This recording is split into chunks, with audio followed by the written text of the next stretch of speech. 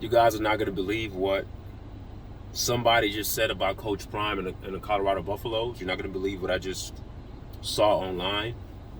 Do you guys know who Samuel L. Jackson is? He's an African American actor.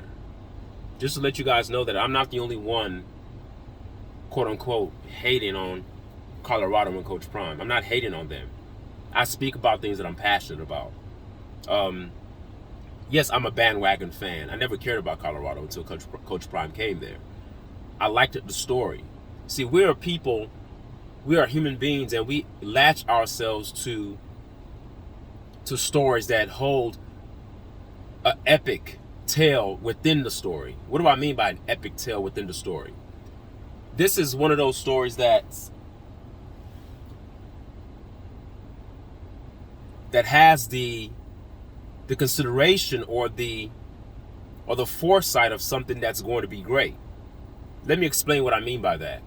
You have Coach Prime, a great athlete in his own right when he did play, two-sport athlete, Hall of Fame athlete,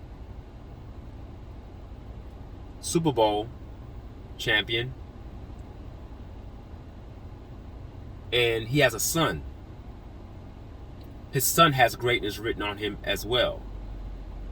He has another son. Greatness is also written on him as well. Those things are attractive to the human psyche. Those things are attractive to the way our minds are built up, because we've watched movies growing up where you see scenarios like that. You see things like that, you say, oh, this is made for the movies. Well, in this case with Coach Prime and his son Shedeur Sanders and Shiloh Sanders, this is not made for a movie. This is actually real life, okay? It could be made into a movie, but this is not a movie. This isn't fiction. This is non-fiction. This is real. So when Coach Prime left Jackson State and decided to come to Colorado, I was like, oh, wow. He's going to bring the same success that he brought to Jackson State to Colorado. Now, you don't need to tell me that it takes time. I'm not an idiot. I've watched sports for years and years and years, and I know that whenever a great coach comes into a program that's not been strong, coming into a program that's known for its weaknesses rather than its strengths, I understand that it takes time to build it up. In that process of a rebuild, I'm looking at details. I'm looking at the culture of the team. I am looking at the way the team plays. I'm looking at situational football. I'm looking at the discipline of the team. I'm looking at how hard the team plays. Does the team give up on the coach? Are they still playing hard even though it's tough? I look at all those things. And I'm here to say that everything that I just mentioned, they're not all bad for Colorado right now. As much as I critique Coach Prime, it's not all bad. Number one, the players have not given up on Coach Prime. Not yet. They have not. So that's a good thing. Number two, the team still plays hard. The team still plays hard. Number three, the locker room is still together, but it's hanging on by a thread. If they continue to lose out the way they've been losing with poor coaching decisions, with the resistance and the reluctance to make a change to your offensive schemes and philosophy, you heard Coach Prime during the press conference. A reporter was even trying to hand Coach Prime an alley-oop, so to speak. I mean, the question that the reporter asked was pretty simple. It was a question that that you think that any coach in America would say, okay, yeah, that makes sense. Well, we're going to look into that. The reporter asked the question saying, with the insertion of Pat Schumer, he didn't say this verbatim, but I'm paraphrasing what the reporter said. With the insertion of Pat Schumer, I thought there was going to be something different that was going to be done to protect your son Shedeur. Maybe putting an extra tight end in, an extra halfback in, an extra fullback in, or something. The reporter was going on with ways that he thought that Pat Schumer would have designed plays to protect Shedeur. Of course, you know Prime is very quick with the tongue. He usually doesn't let reporters finish their questions. He kind of interrupts your question already thinking that he knows what you're going to ask him, and he tries to beat you to the punch by not letting you finish your question. It's a clever strategy as well. It's a way that he can take control of the media versus the media taking control of him.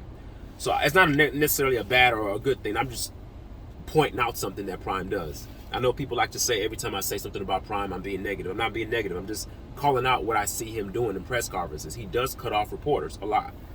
So he cuts off the reporter and says, oh no, I feel better with an extra receiver there, and to open up the offense, and that's the best way we can win. Huh? Now, Prime, he didn't say that verbatim, but he said that keeping an extra receiver in gives them a better chance. Really?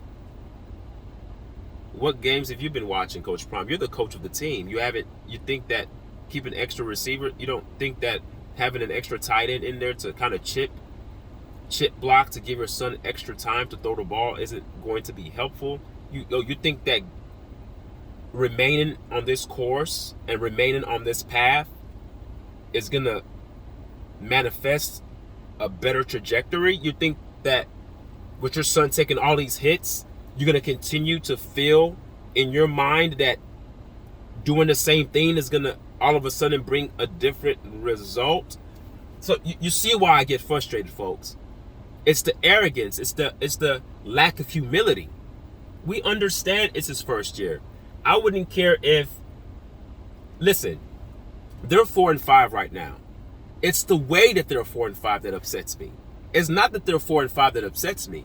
You could be 4-5, but if you're competing and doing things the right way, making adjustments, that's what a rebuild is about. Is a coach coming in with his philosophy, sees the team that he has, and makes adjustments based upon the personnel that he has.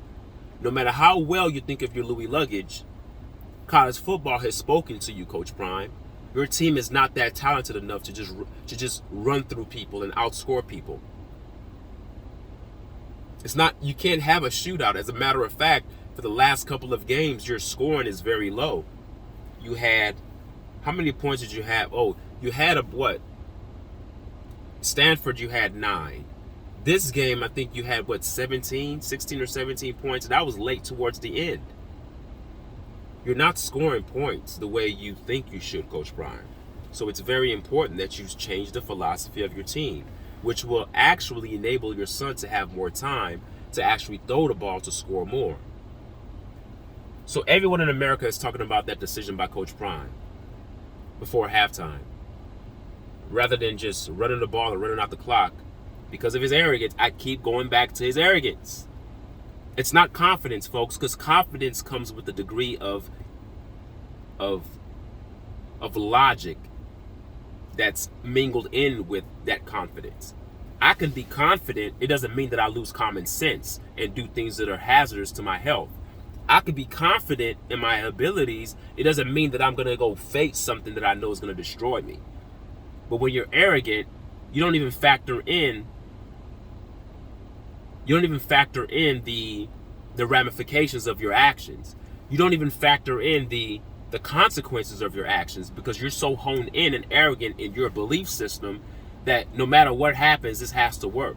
That's what you call a bullheaded coach, and that's what you call an arrogant coach. And I'm sorry, guys, that's what Coach Prime is. We just have to, if the shoe fits, he has to wear it. If the suit fits, he has to put on that suit. If the jacket fits, he has to wear the jacket. It is what it is, guys. I don't hate him personally. Coach Prime has not did anything to me in my personal life to make me be upset at him, to take things on a personal level. It's not that serious. I'm just being an objective onlooker like everyone else, and I'm seeing the things that are being done. Your team had not moved the ball at all that much in the first half. You're pinned deep back in your territory, Coach Prime, where all of a sudden, because your son is named Shador, you just believe that all of a sudden the magic is going to kick into his arms and the offensive line is going to become beasts in one drive, and you're going to drive the ball down the field. Yes, we understand that there were a couple of drops, but that's not an excuse. But because you see, as a coach, you always have to factor in the pros and the cons. High risk, you have to factor in the risks and the reward. Truth is, yes, if those passes were caught, we could be having a different conversation right now. if they were caught. All right? But the risk of them not catching the ball is you not eating the clock up, having to pump the ball back to Oregon State and have them score on you. And then you bench, I think you bench Cooper. I think it was Cooper who got benched because allegedly it was his fault for the touchdown because I guess he played the wrong assignment. Instead of following the outside receiver, I think he got baited into looking inside and didn't follow the outside receiver, and the touchdown pass was thrown and the person scored. So Coach Prime benches him for the rest of the game. Well, why can't Coach Prime bench himself? He should take accountability for that. Cooper would not be put in that position if you just ran the ball and killed the clock, went into halftime and regrouped. Because at that time the score was what? I don't remember what the score was. I think the score was at halftime. I forgot what the score was, but the game was much closer than what it was at halftime. After Colorado gave up the touchdown to Oregon State before half. That's poor clock management. So this is what Samuel L. Jackson had to say. This is what Samuel L. Jackson had to say about what he saw. He's just as frustrated as I am. Okay? This is what he says. He says, brain farts all around. The offensive coordinator can't call 3 run plays to get off the field. Now, that statement right there, I have a problem with that. Because, see, people still today are afraid to put the blame on Coach Prime where it rightly needs to go. He's saying the offensive coordinator. No. The offensive coordinator would have ran the ball. It's Coach Prime who wanted to pass the ball. As a matter of fact, if you guys think I'm making this up, go look back at the press conference right after the game, and he was asked about that. Oh, I think at halftime he was asked about that. He says, "Put it on me. It was me. I thought that we could do this, but a couple of drops kind of set us back." That's what he said. It's what he wants. Any rational coach in America, Jim Harbaugh, Lincoln Riley, any coach, you coach according to how the game is. You don't. Shador wasn't going up and down the field scoring touchdowns on every drive. You guys were getting stymied and stalled on a lot of your drives. So you're pinned back in your territory. What the hell makes you think that all of a sudden you're going to drive down the field and score, Coach Prime? That was a dumb decision. That's not the offensive coordinator's fault. So with that statement about Samuel L. Jackson, I do not agree with that at all. This is what he should have said. Brain farts all around. The head coach, Coach Prime, can't call 3 run plays to get off the field. Now, we know Coach Prime doesn't call the plays, but he gives the direction of the philosophy of what he wants. That wasn't Pat Schumer. That was not Pat Schumer. He's an NFL guy. He's too smart for that. No NFL guy pinned back in their own territory is going to pass the ball on 3 consecutive downs and then punt the ball back to Oregon State for them to score on you. And it's horrible because even if they had pumped the ball and Oregon State did not score a touchdown, they would have had great field position based upon the area of which Colorado had to punt the ball. They had to punt the ball deep in their territory. So you were giving Oregon State great field position. The whole halftime scenario was atrocious at best. It was a travesty to see the decline of Colorado. The 1-11 team would not have done that. The team of last year that went 1-11, they were smart enough. They were humble enough because they knew they weren't that good. They were humble enough to punt the ball. And I want Prime to get in that mindset. Your team is not that good. They're talented, but they're not where they need to be to compete. Not yet. When I say compete, I mean compete for national championships. They're not there yet. It's called growing pains. But while you're having growing pains, you need to grow correctly. You can't grow making stupid ass decisions like you just made, Coach Prime. So here, Samuel L. Jackson says, brain farts all around. The offensive coordinator can't call 3 run plays to get off the field. The DC, the defensive coordinator, can't get his guys to stop a baby carriage. Shiloh can barely walk and is going to end up playing on a wheelchair, end up playing wheelchair football behind that O-line. I've said this numerous of times that the goal this year should not be to try to get to a bowl game. Mwah. Kiss that goodbye. Mwah. Kiss that goodbye. It's not about a bowl game, folks. It's about keeping that boy Shador healthy.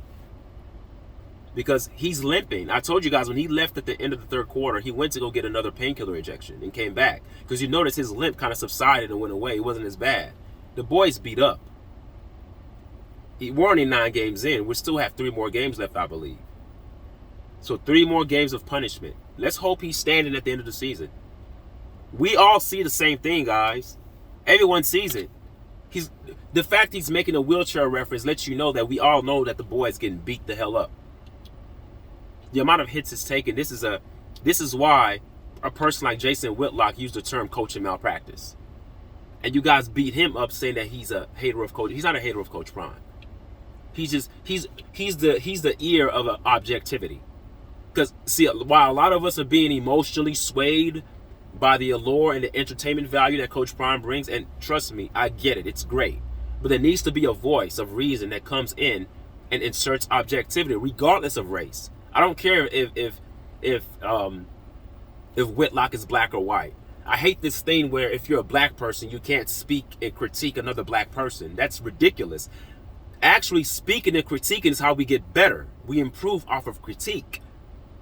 Now, if you just sign on to anything that a black person does just because their person is black, then you're part of the problem.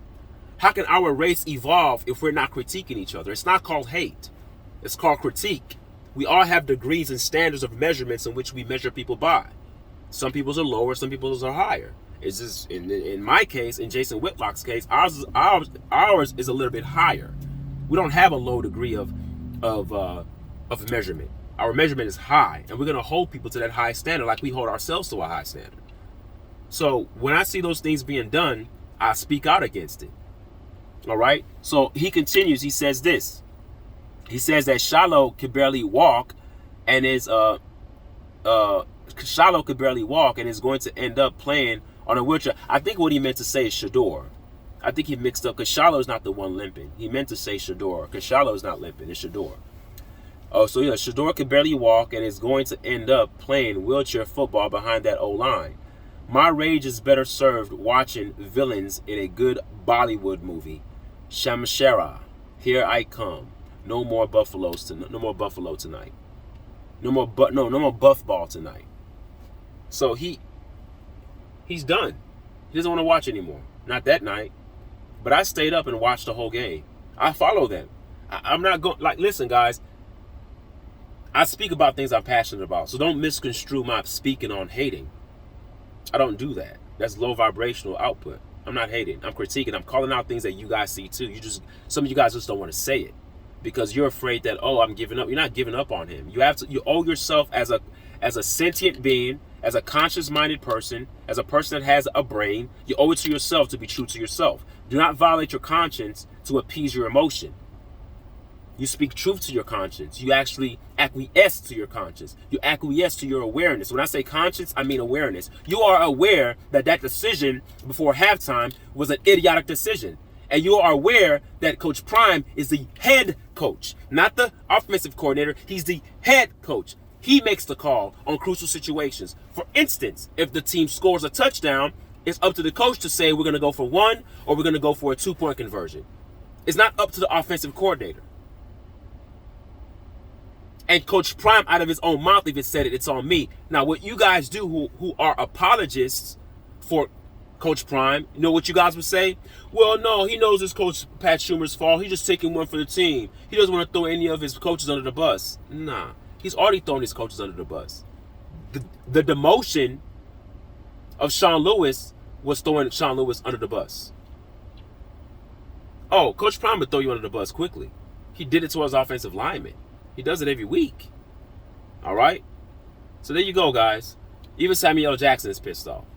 I don't feel bad about being pissed off because you have celebrities who are pissed off at what they're seeing. We're not seeing logical football being played out on the football field. We're not. I watch a lot of college football. I don't see these kind of decisions being made. I see coaches that are making adjustments. I see coaches that are making adjustments toward their personnel. I don't see arrogance being the main factor of what's leading a coach's decision. Arrogance is a lack of awareness, folks. Arrogance makes you blind to what you're supposed to be focused on. Because if you're actually focused on the game as a coach, you would understand the way the game is being played and the way the game is going. There's a narrative to every game. This wasn't a game that was going back and forth. Shedeur wasn't throwing the ball all over the field. The same narrative was being played out. He still wasn't having enough time. There was no wrinkles put in to the offense to help him get more time to throw the ball. And we understand who that comes from. That comes from Coach Prime, because he said it during the press conference. He'd rather keep his receivers than add in an extra tight end to block. He said it himself. So as an offensive coordinator who works underneath Prime, what am I supposed to do? Usurp the authority of the head coach and do what the hell I want and insert that tight end and get fired and chewed out and get demoted and get put underneath the bus? Or just follow the orders that I was given? Pat Schumer, Sean Lewis are all yes men that were following the orders of, yes, your one and dear Coach Prime. The one that you guys are so in love with.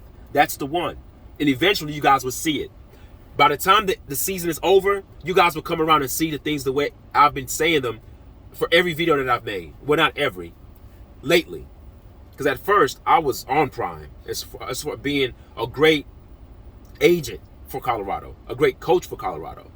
And he still has the capability to do so. But I think that his arrogance and the fact that he's coaching his son is a problem.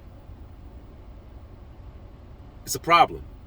He still wants his son to shine with the statistics. Hey, that ship has sailed. Forget the stats. We're talking about Shedeur's health here. We're talking about his mental faculties, his body. We're talking about his body, his anatomy. We got to make sure that he's well put together health-wise and mentally as well. He's starting not to even look like the same quarterback. The confidence is waning. It happens, folks. I don't care how confident you are in yourself. If you continue to get hit in the mouth and hit in the mouth and hit in the mouth, eventually at one point you just start to break down physically, and then mentally it follows. The body is mind over matter, but in this case it's matter over mind, because the body's made of matter. Once the body starts to break down, the mind says, "Oh, to hell with it. I got to come down with you." Okay? So that's my spiel, man. Samuel L. Jackson is pissed off. That gives me some sort of credibility, man. That a celebrity is like, what the hell's going on? But where I disagree with him is that he's talking about the offensive coordinator can't do this or can't do that. It's not the offensive coordinator, folks. It's Prime. When will you guys see that? I don't know. You remember, Prime is a defensive player. He played on the defensive side most of his NFL career.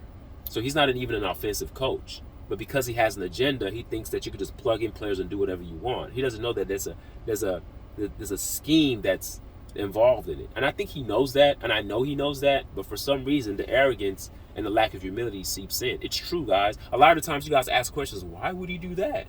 Well, I'm telling you why. When your whole aura is inundated with arrogance and lack of humility, you do stupid things like that. People who have lack of humility and who are arrogant, they get themselves in a lot of trouble, no matter how successful they become. All right? He's gotten far. He's gotten this far by being an athlete, having the gift of gab, by having that personality, by having the lingo, the verbiage, great entertainer, great speaker, great swag, and all that's great. But does that translate to a good coach? We don't know yet. All right? That question is yet to be answered. This is first year. I'm giving Coach Prime some grace. But within that grace that I'm giving Coach Prime, I'm going to be very critical. Because you brought your Louis luggage. And you are not handling that luggage correctly right now, Coach Prime. You are not handling that luggage correctly. Louis is very disappointed in you right now. All right, take care, guys. Bye.